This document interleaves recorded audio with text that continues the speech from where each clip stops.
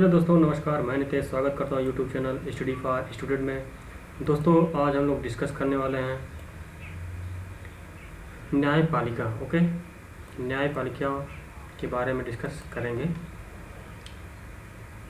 दोस्तों, न्यायपालिका में क्या होते हैं, किसका इनका नियुक्ति कौन करता है और ये कितने वर्ष के लिए होते हैं और किस आर्टिकल के तहत इनका नियुक्ति होता है और इनकी नियुक्ति कौन करता है और प्रेजेंट टाइम में दोस्तों कौन है इस समय, सब डिस्कस करेंगे। ओके दोस्तों, चलिए दोस्तों, चैनल को सब्सक्राइब करें, लाइक करें और दोस्तों के साथ शेयर करें।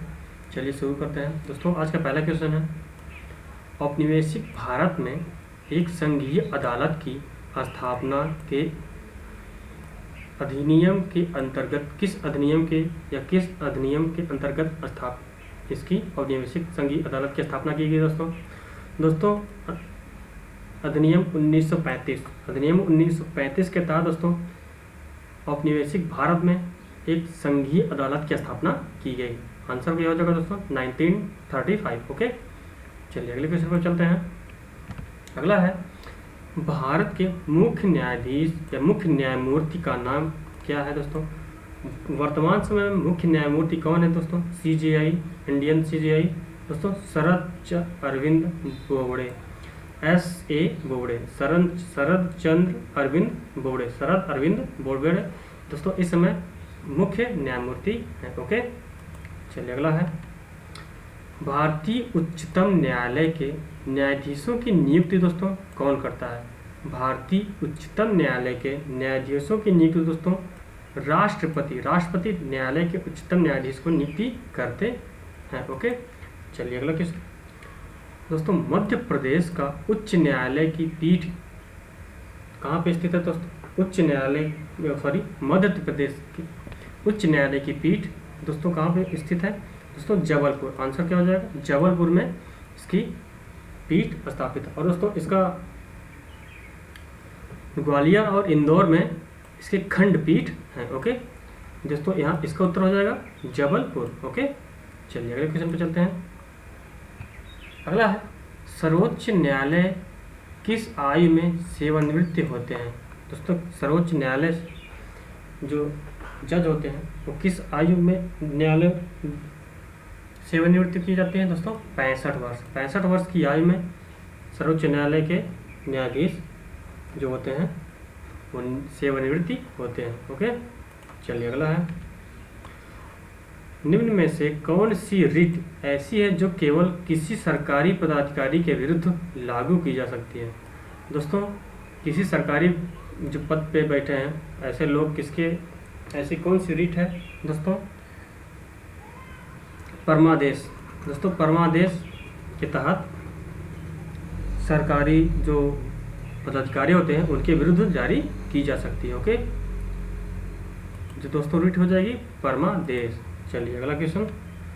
अगला है, भारतीय संविधान का अंतिम व्याख्याता कौन है दोस्तों, अंतिम व्याख्याता कौन है दोस्तों, सर्वोच्च न्यायालय अंतिम व्याख्याता है। भारतीय संविधान का अंतिम व्याख्याता सर्वोच्च न्यायालय। ओके, चलिए अगला है। अगला दोस्तों, भारत के उच्चतम न्यायालय की केंद्र और राज्य के बीच बंटवारा पर निपटारा करने के लिए शक्ति किसके अंतर्गत आती है दोस्तों, किसके अंतर्गत शक्ति आती है, मौलिक अधिकार के अंतर्गत यह राज्य और केंद्र के बीच जो विवाद होता है उसका निपटारा करने की शक्ति मौलिक अधिकार में निहित है। ओके दोस्तों, चलिए अगला है। अगला, उच्च न्यायालय के न्यायाधीश बनने के लिए कम से कम कितने वर्ष उच्च न्यायालय के अधिवक्ता के रूप में वकालत का अनुभव होना चाहिए। दोस्तों, कम से कम कितने वर्ष का वकालत का अनुभव होना चाहिए उच्च न्यायालय के न्यायाधीश बनने के लिए दोस्तों, 10 वर्ष का जो न्यायालय में वकालत का अनुभव होना चाहिए। ओके दोस्तों, चलिए अगला है। अगला क्वेश्चन दोस्तों, उच्चतम न्यायालय के सेवानिवृत्त न्यायाधीशों के लिए कहाँ पर वकालत करने की मनाही होती है दोस्तों, यह भारत के किसी भी न्यायालय में इनको वकालत करने के लिए डायरेक्ट मना कर दिया जाता है। ओके, ये किसी भी भारत के किसी भी न्यायालय में जाके वकालत नहीं कर सकते। ओके दोस्तों, चलिए अगला है। उच्चतम न्यायालय में एक मुख्य न्यायाधीश के अलावा कितने अन्य न्यायाधीश होते हैं दोस्तों? वर्तमान में कितने हैं दोस्तों? वर्तमान में मुख्य न्यायाधीश के अलावा अधिकतम 33 अन्य न्यायालय इस समय दोस्तों हैं, और मुख्य न्यायालय को मिलाकर इस समय 34 जो न्यायाधीश हैं, इस समय 34 न्यायाधीश वर्तमान में हैं। ओके दोस्तों, चलिए अगले क्वेश्चन पर चलते हैं। अगला है, उच्च न्यायालय के न्यायाधीश को कौन हटा सकता है दोस्तों? उच्च न्यायालय के न्यायाधीश को कौन हटा सकता है? विशेष बहुमत से पारित संसद के प्रस्ताव पर राष्ट्रपति द्वारा न्यायाधीश को हटाया जा सकता है। ओके, चलिए अगला है। राज्य के लिए एक निर्वाचन याचिका का निर्णय करने का अधिकार किसको है दोस्तों? किसको है? उच्च न्यायालय को। राज्य के लिए एक निर्वाचन याचिका का निर्णय करने का अधिकार उच्च न्यायालय को है। ओके, अगर दोस्तों यहाँ पर केंद्र का होता तो उच्चतम न्यायालय में इसका निर्णय किया जाता, या जिस राज्य से संबंधित होता उस राज्य का उच्च न्यायालय उसका निर्णय करता है। अगर वहाँ पे निर्णय नहीं होता दोस्तों तो उच्चतम न्यायालय में इसका ज्ञापन या इसका निर्णय किया जाता है। ओके, चलिए अगला। न्यायपालिका द्वारा बनाए गए कानून को कहते हैं दोस्तों? न्यायपालिका द्वारा बनाए गए कानून को निर्णय विधि कहते हैं। न्यायपालिका द्वारा बनाए गए कानून को निर्णय विधि कहते हैं। ओके दोस्तों, चलिए अगले क्वेश्चन में चलते हैं। अगला है, सबसे पहले किस उच्च न्यायालय ने घोषणा की थी कि बंद असंवैधानिक है? दोस्तों, जब कोई भी बंद का आह्वान करता है तो वह एक असंवैधानिक प्रक्रिया है। इसको सबसे पहले किसने घोषणा की दोस्तों? यहाँ केरल ने घोषणा की कि कोई भी बंद घोषित नहीं कर सकता। ओके, चलिए अगले क्वेश्चन पे चलते हैं। अगला है, उच्च न्यायालय ने किस मामले में मौलिक अधिकारों की प्रमुखता राज्य नीति निर्देशक सिद्धांतों से ऊपर रखी है दोस्तों? उच्च न्यायालय ने किस मामले में मौलिक अधिकारों को राज्य के नीति निर्देशक सिद्धांतों से ऊपर रखा है? गोलकनाथ मामला बनाम। ओके, गोलकनाथ मामला जो था उसमें सबसे ऊपर रखा गया है। ओके, चलिए अगला है, मूल अधिकारों का संरक्षक कौन है? मूल अधिकारों का संरक्षक दोस्तों न्यायपालिका। दोस्तों, न्यायपालिका मूल अधिकारों का संरक्षक है। ओके, चलिए अगले क्वेश्चन चलते हैं। अगला है, भारत के उच्चतम न्यायालय को प्राप्त है। भारत को जो उच्चतम न्यायालय है उसको क्या प्राप्त है दोस्तों? मूल, अपीली और परामर्शदायी अधिकार।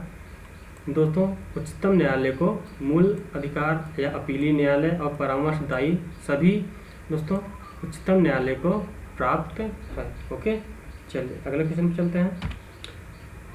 अंतिम अपीली न्यायालय कौन है दोस्तों? अंतिम अपीली न्यायालय उच्चतम न्यायालय है दोस्तों। उच्चतम न्यायालय अंतिम अपीली न्यायालय कहलाता है। ओके, चलिए अगला है, भारतीय संविधान में न्यायिक पुनरीक्षण आधारित है। भारत संविधान में न्यायिक पुनरीक्षण आधारित दोस्तों है। कहाँ पर आधारित है? विधि द्वारा स्थापित दोस्तों, विधि द्वारा स्थापित प्रक्रिया में या विधि द्वारा स्थापित प्रक्रिया में न्यायिक पुनरीक्षण या पुनरीक्षण आधारित है। ओके दोस्तों, इसमें पुनः इसका रिव्यू किया जाता है। चलिए अगला है, भारतीय संविधान के किस अनुच्छेद के अंतर्गत केंद्रीय प्रशासनिक अधिकरण के निर्णय को उच्चतम न्यायालय में चुनौती दी जा सकती है दोस्तों? केंद्रीय प्राधिकरण के निर्णय को उच्चतम न्यायालय में दी जाने वाली चुनौती दोस्तों किस अनुच्छेद के तहत दी जाती है? अनुच्छेद 223A। अनुच्छेद 223A के तहत उच्चतम न्यायालय में चुनौती दी जा सकती है। ओके, चलिए अगला है, जिला न्यायालयों के न्यायाधीशों की नियुक्ति दोस्तों कौन करता है? जिला न्यायालय के न्यायाधीशों की नियुक्ति दोस्तों राज्यपाल करता है। ओके, जिस प्रकार से दोस्तों केंद्र में राष्ट्रपति न्यायालय उच्चतम न्यायालय के न्यायाधीशों की नियुक्ति करता है, उसी प्रकार दोस्तों उसी प्रकार दोस्तों राज्य के जिला न्यायालयों की नियुक्ति राज्यपाल द्वारा नियुक्त किया जाता है। चलिए अगले क्वेश्चन पर चलते हैं। अगला है दोस्तों, नेशनल ग्रीन ट्रिब्यूनल किससे संबंधित मामलों को देखता है दोस्तों? यह दोस्तों पर्यावरण संरक्षण और वन संरक्षण से संबंधित, पर्यावरण संरक्षण और वन संरक्षण से संबंधित यह मामले देखते हैं। ओके दोस्तों, आज के लिए दोस्तों इतना ही। थैंक यू दोस्तों। चैनल को सब्सक्राइब करें, लाइक करें और दोस्तों के साथ शेयर करें। ओके दोस्तों, जय हिंद।